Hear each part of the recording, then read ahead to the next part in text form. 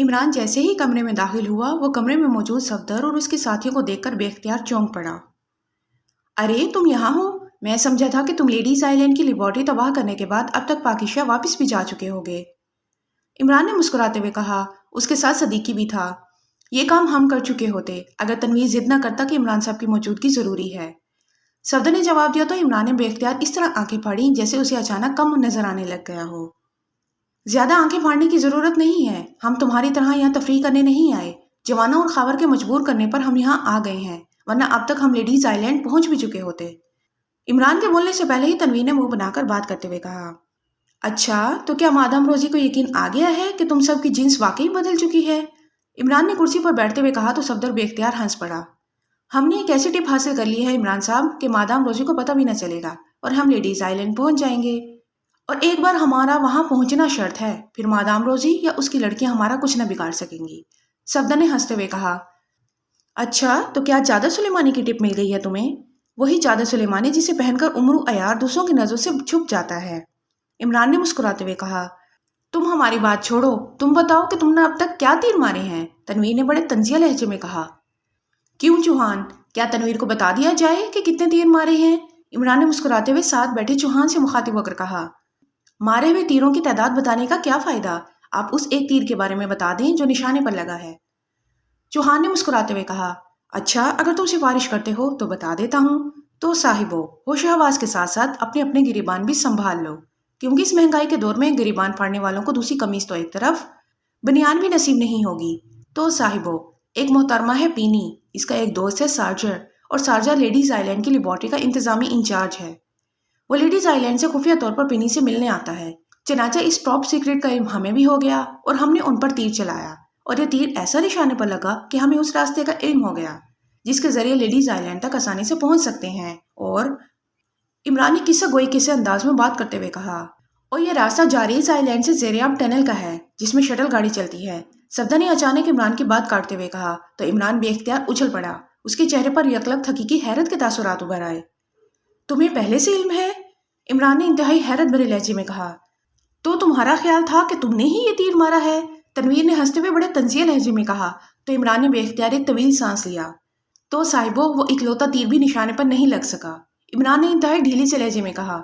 इसके अंदाज पर कमरे में मौजूद इसके सारे साथी बेख्तियार हंस पड़े।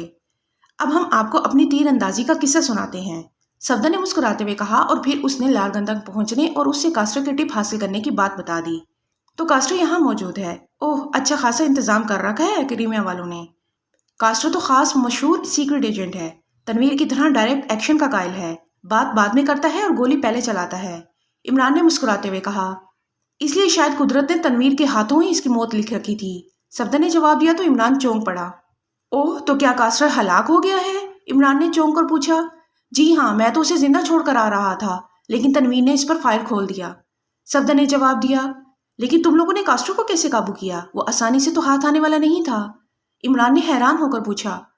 ये कारनामा जवाना और खावर का है। जब हम कास्टर तक पहुंचे तो ये कास्टर को पहले ही जेर कर चुके थे।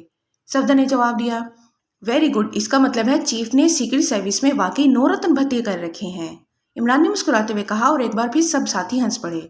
तुम्हें तो गलतफहमी है कि बस तुम ही सब कुछ कर सकते हो, तनवीर ने मुंह बनाते हुए कहा। मैं अगर कुछ कर सकता तो अब तक ऐसे बगैर निशाने के तीर मारता फिरता, इमरान ने जवाब दिया, और कमरा कहकों से गूंज उठा। इसके बाद खावर ने जवाना और अपनी कार्रवाई की तफसील बताई। गुड शो खावर, इस कास्टर के सामने सिचुएशन को कंट्रोल कर लेना वाकई जबरदस्त था। गुड शो, इमरान ने बड़े पुरजोश लहजे में कहा तो खावर का चेहरा फितरी मुसर्रत से दमक उठा। शुक्रिया इमरान साहब, आपके ये चंद अल्फाज मेरे लिए एजाज का दर्जा रखते हैं, खावर ने बड़े खुलूस भरे लहजे में कहा। इमरान साहब, अब जबकि ये बात सामने आ गई है, तनवीर की ख्वाहिश थी कि हमारा ग्रुप राह रास्त वहां पहुंच जाए, लेकिन जवाना और खावर की वजह से हमें आपके पास आना पड़ा। जाहिर है जवाना और खावर ने आपको ये सब कुछ बता देना था, इस तरह आपको भी इस रास्ते के बारे में इल्म हो जाता।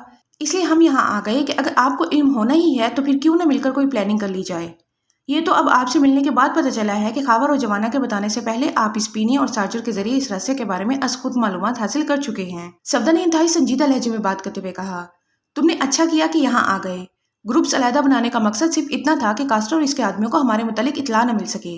لیکن اب جبکہ کاسٹرا ختم ہو چکا ہے تو ظاہر ہے اس کے آدمی از خود کچھ بھی نہ کر سکیں گے، اور جب تک ایکریمیا سے کاسٹرا کی جگہ کسی اور ایجنٹ کو بھیجا جائے گا ہم یہاں سے جا چکے ہوں گے۔ البتہ صرف جاریز سے لیڈیز آئی لینڈ پہنچنے کا راستہ معلوم ہو جانے کا یہ مطلب نہیں ہے کہ وہ کوئی عام سا ریلوے کا سفر ہوگا اور ہم ٹکٹیں لے کر اس پر سوار ہو جائیں گے اور لیڈیز آئی لینڈ پہنچ جائیں گے۔ ظاہر ہے اس راستے کو جب بے حد خفیہ رکھا گیا ہے تو اس کی حفاظت کے بھی انتہائی سخت انتظامات ہوں گے۔ عمران نے بھی سنجیدہ لہجے میں جواب دیتے ہوئے کہا، جو انتظامات بھی ہوں گے وہاں جا کر خود ہی پتہ چل جائے گا، اب تم یہاں بیٹھ کر ترکیبیں نہ سوچنا شروع کر دینا، تنویر نے منہ بناتے ہوئے کہا۔ تنویر کی بات درست ہے عمران صاحب، ہمیں اب وقت ضائع نہیں کرنا چاہیے، جو کچھ ہوگا بہرحال اس سے نمٹ لیا جائے گا۔ اچانک چوہان نے تنویر کی بات کی تائید کرتے ہوئے کہا، میرا خیال ہے اب سیکرٹ سروس آہستہ آہستہ ایکشن سروس میں تبدیل ہوتی جا رہی ہے۔ عمران نے مسکراتے ہوئے کہا، جو کام تم 1 سال کی سوچ بچار کے بعد کرتے ہو وہ ایکشن 1 لمحے میں کر لیتا ہے، اس لیے یہ سیکرٹ سروس ٹائپ کا کام اپنے پاس ہی رکھا کرو، تنویر نے جواب دیا۔ تنویر ہر جگہ جذباتی پن کام نہیں کر دیا کرتا، تمہارا کیا خیال ہے کہ وہاں ہمارے لیے لوگ پھولوں کے ہار لیے کھڑے ہوں گے؟ اچانک صفدر نے تنویر سے مخاطب ہو کر کہا، میں نے کب کہا ہے کہ وہاں کے لوگ ہمارا استقبال کریں گے، لیکن یہاں بیٹھ کر تجویزیں سوچنے سے بھی کچھ حاصل نہ ہوگا، اور یہ بھی بتا دوں کہ کاسٹرا اور مادام روزی کے بھی تعلقات ہیں، اس لیے کاسٹرا کی موت کی خبر جیسے ہی روزی تک پہنچے گی وہ اور زیادہ محتاط ہو جائے گی۔ ایسی صورت میں ہو سکتا ہے کہ وہ اس ٹنل کو ہی تباہ کر دے یا کم از کم بلاک کر دے، اس لیے ہمیں فوراً وہاں تک پہنچنا چاہیے، تنویر نے تیز تیز لہجے میں کہا۔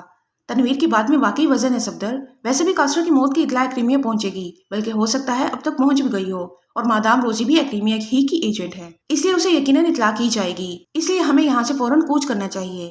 اس بار عمران نے بھی تنویر کی بات کی پرزور انداز میں تائید کر دی، تو تنویر اس طرح عمران کو دیکھنے لگا جیسے اسے یقین ہی نہ آ رہا ہو کہ جس کی وہ اس قدر زور و شور سے مخالفت کر رہا تھا وہی اس طرح کھلے عام اس کی تائید بھی کر سکتا ہے۔ تم واقعی کھلے دل کے مالک ہو، تنویر نے کہا تو عمران بے اختیار مسکرا دیا۔ تم سے بہرحال کم ہوں، عمران نے مسکراتے ہوئے جواب دیا، اور تنویر کا چہرہ بے اختیار کھل اٹھا۔ عمران صاحب، جولیا اور سالیہ کے بارے میں بھی کوئی رپورٹ ملی ہے آپ کو؟ اچانک صفدر نے کہا، رپورٹ کیا ملنی ہے، جب بھی ملے گی یہی کہ ہم بخیریت ہیں، ہماری شادیاں بڑی دھوم دھام سے ہو چکی ہیں اور ہمارے نصف بدتر واقعی نصف بدتر ہیں، وغیرہ وغیرہ۔ عمران نے مسکراتے ہوئے جواب دیا تو کمرے میں ایک بار پھر کہہ کے گونج اٹھے، تم نے ان دونوں کو علیحدہ کر کے زیادتی کی ہے، نہ جانے وہ کن حالات سے گزر رہی ہوں، تنویر نے ہونٹ بھینچتے ہوئے کہا۔ جولیا سیکرٹ سروس کی ڈپٹی چیف ہے، سمجھے، وہ جب کام کرنے پر آتی ہے تو ہم سب پر بھی بھاری پڑتی ہے، اور اب سالیہ کے ساتھ ہونے سے تو معاملہ 2 آدشا ہو چکا ہے، اس لیے تمہیں فکر کرنے کی ضرورت نہیں ہے۔ عمران نے مسکراتے ہوئے جواب دیا، عمران صاحب اب جاریز آئی لینڈ جانے کے لیے کیا پلاننگ کی جائے؟ ہمیں تو یہی بتایا گیا ہے کہ وہ جزیرہ ایکریمیا کی بحری فورس کے قبضے میں ہے اور وہاں صرف نیوی کے مخصوص ہیلی کاپٹر ہی اتر سکتے ہیں۔ صفدر نے شاید موضوع بدلنے کے لیے کہا، سارجر کا تعلق نیوی سے نہیں ہے اور سارجر مادام روزی سے بھی چھپ کر یہاں آتا ہے۔ سارجر نے مجھے بتایا ہے کہ وہاں بظاہر تو نیوی کا ایک چھوٹا سا اڈا ہے، لیکن دراصل وہاں بین الاقوامی اسمگلروں نے باقاعدہ ایک چھوٹا سا شہر بسا رکھا ہے۔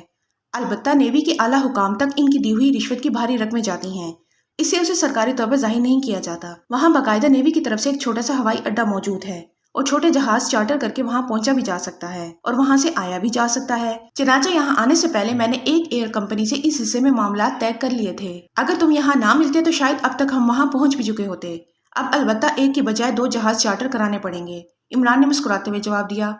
لیکن ہم وہاں کس حیثیت سے جائیں گے؟ لامحالہ وہاں مادام روزی کے مخبر بھی تو موجود ہوں گے، اس پر کیپٹن شکیل نے کہا۔ یہاں ایک ایسی تنظیم کا چیف موجود ہے جس کا اڈا جاریز میں بھی ہے، ہم اس تنظیم کے نمائندے بن کر وہاں جائیں گے، کاغذات بھی تیار ہو جائیں گے اور اس تنظیم کے آدمی ہمارا وہاں استقبال بھی کریں گے۔ عمران نے جواب دیا تو سب ساتھیوں نے مطمئن انداز میں اس بات میں سر ہلا دیے۔